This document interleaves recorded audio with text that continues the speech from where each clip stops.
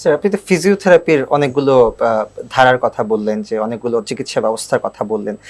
এই যে ফিজিওথেরাপিটা একজন রোগী কখন আসলে শুরু করবেন, এবং যদি স্ট্রোক পরবর্তী আসলে কতদিনের মধ্যে শুরু করার প্রয়োজন? এটা হচ্ছে প্রশ্ন এক। এবং দ্বিতীয় প্রশ্ন হচ্ছে, যদি কোনো কারণে দেরি হয়ে যায় তাহলে কি ধরনের জটিলতা আসলে তৈরি হতে পারে?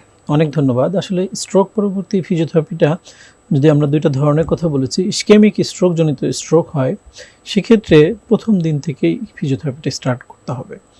আর যদি রক্তক্ষরণজনিত হয় বা হেমোরেজিক স্ট্রোক হয়, সেক্ষেত্রে আমরা রোগীর অবস্থা ভেদে 7 দিন, 10 দিন বা 2 সপ্তাহ পর্যন্ত আমরা অপেক্ষা করতে বলি।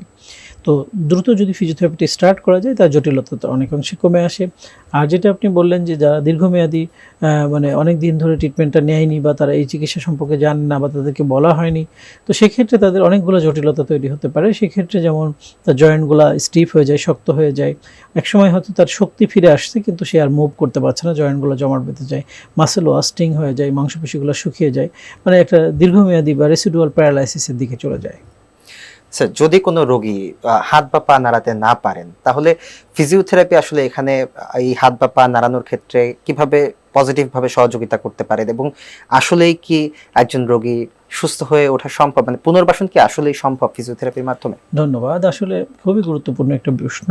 আসলে এক্ষেত্রে আমরা যদি একটু উদাহরণস্বরূপ বলি, যে এখানে এক ধরনের ইলেকট্রিক্যাল ইম্পালসের প্রয়োজন পড়ে। যেমন আমাদের ঘরে অনেকগুলো ফ্যান, লাইট থাকে। দেখবেন যে প্রত্যেকটা লাইটের জন্য একটা সুইচ রয়েছে, এবং সুইচ থেকে একটা কানেকশন গেছে, যার ফলে আমরা ওই সুইচটাকে চাপ দিলে ওই লাইটটা জ্বলবে বা ওই ফ্যানটা চলবে। ঠিক তেমনই সৃষ্টিকর্তা আমাদের অনেক সুন্দর করে তৈরি করেছে, যেখানে ব্রেন থেকে কিছু সিগন্যাল আমাদের শরীরে আসলেই তবেই আমরা ওই হাতটা নাড়াইতে পারি বা ওই পাটা তার ফাংশন করতে পারে।